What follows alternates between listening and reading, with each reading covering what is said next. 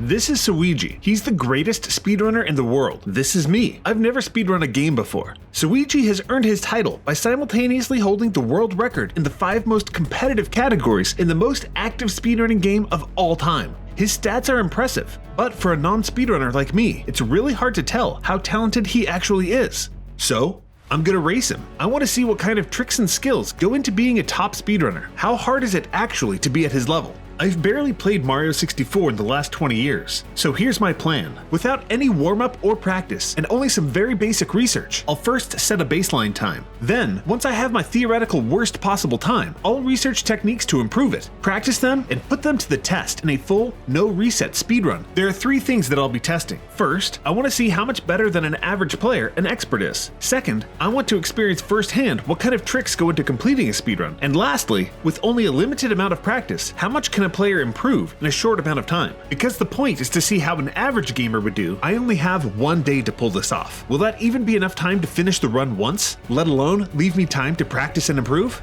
Let's find out. To have a chance of pulling this off, I'm gonna have to be strategic. The first thing I have to do is decide on what category I'm even gonna try to compete in. In a casual playthrough of the game, a minimum of 70 stars are required to be collected in order to access the final level. But things get interesting because due to glitches, it's actually possible to bypass many of the locks and gates in the game and complete it with many fewer stars than the developers intended. In general, the fewer the stars in the run, the more technical and complicated the tricks are. And unsurprisingly, the more stars there are, the longer the run is too. What I need to do is pick a category where the tricks aren't so difficult that I'd have no chance of ever actually pulling them off, while simultaneously not being so long that I won't have time to practice everything that I'll need to in order to improve my time. For me, I think the best balance of length and challenge is the 16-star category. Top runners complete it in under 15 minutes, and all the way down at the bottom of the leaderboard, it's a matter of hours. That should be a good range for me to try to improve within. Since time was already ticking on my day, I started up my trial run in order to get a baseline time, and within seconds, I was already encountering my first trick.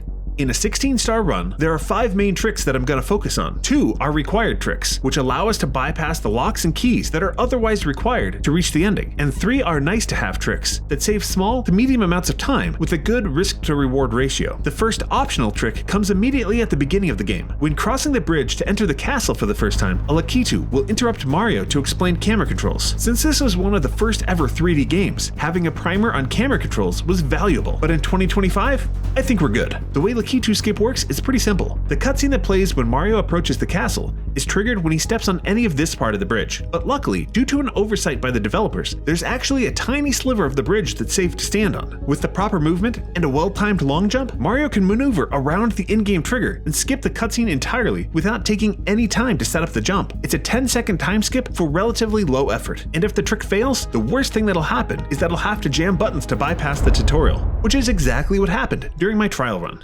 The second optional skip is early in the first stage. Rather than collecting the first star that the game encourages you to collect, there's a different star, much earlier in the level, that can be obtained. It's done by ground pounding a pillar 3 times to release a chain chomp, who will then bounce around and break the gate blocking a star. The glitch I'll be attempting here is called Bomb Clip. Nearby to the gate, there is a wandering bomb. When Mario grabs it, a timer is triggered which will cause the bomb to explode when it expires, so players must quickly throw it to avoid taking damage. However, during select frames of the explosion animation, the bomb can be grabbed again. Since the bomb is now bigger than the developers intended when it's in Mario's hands, it overlaps with his hitbox, and the game attempts to separate them. It begins pushing Mario around, and the force is so strong that it can be used to push him through walls, the most useful of which is the gate blocking the star. If the trick is executed on the first try, it can save another 10 seconds, and if I miss it, I can still just ground pound the post, with minimal time invested into attempting the bomb clip. Like Lakitu skip, I also completely failed the bomb clip on my trial run. Not only that, but I also struggled with ground pounding the pillar in the backup. After an embarrassingly long time, I finally collected the star, and then it was off to the second level, for the third trick of the run, and it's called Cannonless. Cannons in Mario 64 can be a great casual way to move around a level, but in speedruns, they're rarely if ever used. That's because for as efficient as they are to use, they're horribly inefficient to initialize. They play so many cutscenes that take up a lot of time. Thankfully, Cannonless does exactly what it says. It's a glitch that allows Mario to grab a star from inside a wall without needing to use the cannon to break it free first, thus skipping the need for the cannon. By first aligning Mario's position and then pressing a set series of buttons, Mario will run off the plank at just the right angle to reach inside the wall and grab the star. In my trial run, it took some time to get into position, but once I was there, I managed to pull it off on my first try. It was the boost of confidence that I needed to actually be able to complete this run. After all, the hard tricks were coming up. From there, I began following a beginner's route for collecting the minimum number of stars. I wasn't fast, but I was getting it done, until suddenly, I started hitting roadblock after roadblock. There were some stars that I just couldn't collect, no matter what I tried. So I improvised and course corrected to go collect some stars that I was confident in. They weren't fast, but they were guaranteed. And once I had 15 stars, a bunny named Mips spawned in the basement, allowing me to try the first required trick of the run. The trick is called Mips Clip, and it's the one I'm most nervous about pulling off. I'm nervous for two reasons. Firstly, when Mario encounters Mips the rabbit, Mips is programmed to run away from Mario in a game of Catch Me If You Can. As a casual player, it can be a game of frustration. After every missed grab, it almost feels like Mips is just standing there taunting you, and that's exactly what happened during my trial run. The second reason I'm nervous is simply the clip itself. The way this trick works is the same principle as the bomb clip from earlier, where the game pushes Mario away from an object to avoid them overlapping. If exploited correctly, Mario can be pushed through doors by Mips's body without actually opening them. The reason why it's so useful is that there is a Stargate that requires 30 stars to open.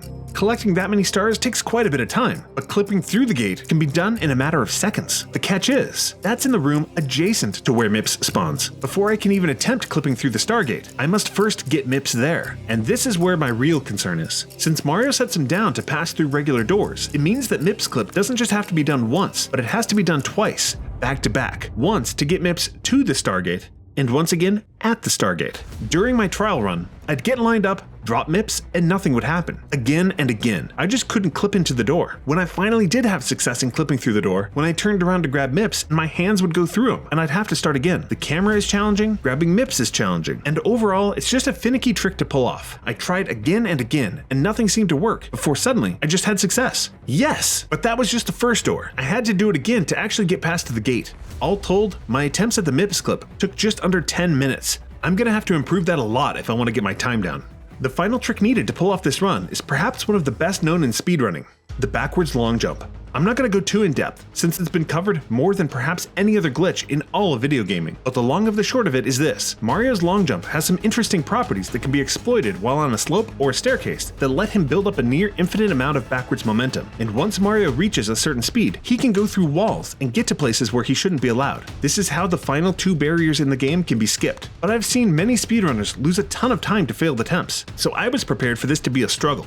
And somehow, I just got both of them on first tries. Did I just get lucky? Are they really that easy? The only way to know for sure is to come back and practice. But for now, all I know is that it's time to wrap up this run and get my baseline time. And that's when this run regrettably went from bad to worse. My first attempt missed the third Bowser throw by a hair, and attempt after attempt, I failed to close it out. Call it performance anxiety, failure to launch, fear of explosions or what, I just couldn't hit Bowser a third time, and couldn't believe what was happening. Sure, I've seen top runners miss throws when they were on incredible paces, but it didn't even occur to me that this was a possibility for how my run could end until I was here in the thick of it. Attempt after attempt, life after life, my chances of closing out the run were dwindling. Mercifully, I finally managed to hit Bowser a third time, and set a time of 1 hour 15 minutes. That's good enough for 4,458th place on the leaderboard, which is somehow not last place, as well as a fantastic time to run against. Now that my first run was in the bag, the next thing to do is break down what my biggest time losses were and how I could improve them. For starters, I missed both the Lakitu skip and the bomb clip. Each trick only saves around 10 seconds though, so if I have any hope of lowering my time in a meaningful way, I need to look at the bigger picture. Cannonless seemed worthwhile and a good time save. Mips clip, however, absolutely needs the most attention. Backwards long jumps didn't seem all that difficult, so I don't think I need to invest too much time there as long as I can get them with relative consistency once I get to practice. Those are just the tricks though. The single thing I can improve the most is my movement. My route between each of the stars wasn't optimal, but also I bonked into walls constantly, overshot jumps, failed slides, and struggled with dealing with momentum all over the place. If I can create a route between the stars that I'm more comfortable collecting, that'll unquestionably save a ton of time. Consistency is more important than saving every possible second at this point. I dove headfirst into practicing the tricks back to back to back, and what I found was twofold. Firstly, performing the same trick over and over again is inherently and incredibly boring, so here's a video of a bunny to look at instead. Trust me, it's easier on the eyes than my bad gameplay. And second, yeah, like everything in this game is harder than it looks, really.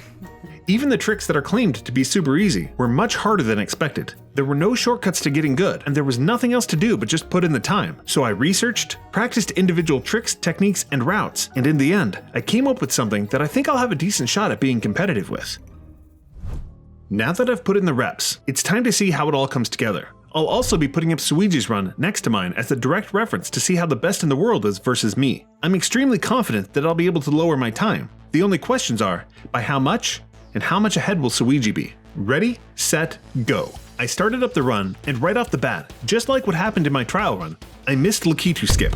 Turns out, trying to hit a few pixel wide ledge on the first try is just hard. Suigi of course nails it, and nearly makes it all the way to the first level, right as I'm heading in the front door. Next up for me was bomb clip, and it was the same thing as before, a total failure. Suigi on the other hand took a different route, and didn't even visit the same levels that I did. I managed to do the backup relatively quickly, and then something refreshing happened. My luck turned around and things just started going my way. I nailed cannonless first try.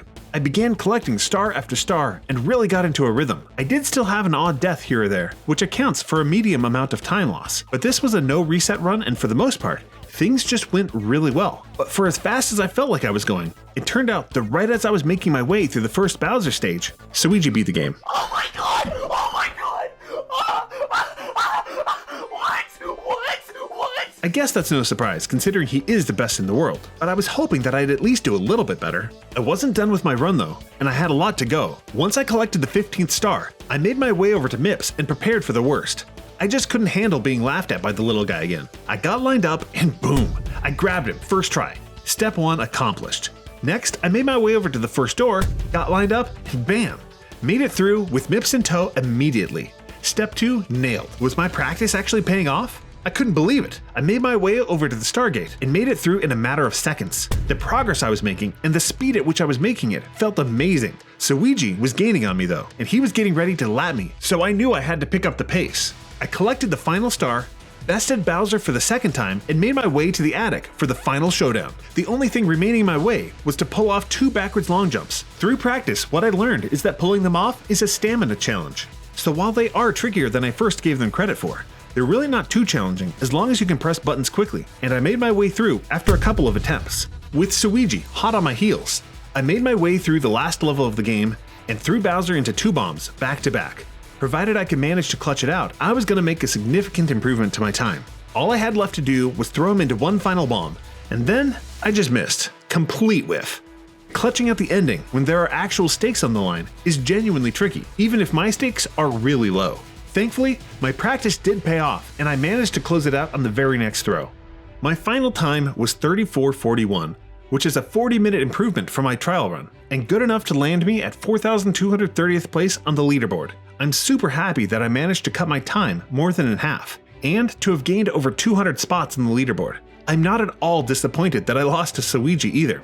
That was to be expected. The fact that his world record run is so well executed that it can be completed more than twice before I can finish the run once is extremely impressive, and only further illustrates just how talented of a runner he and others he competes with at the top of the leaderboard are. I tip my oversized Mario cap to you, sir.